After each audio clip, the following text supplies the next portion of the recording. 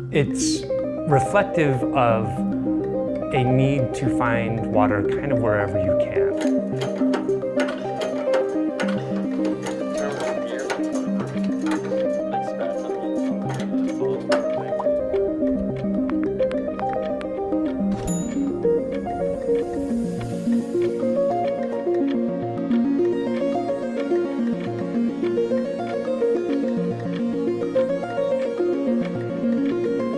Insert the silver iodide through aircraft flying in the clouds or from ground-based generators that release a smoke plume that flows up into the clouds over the mountains.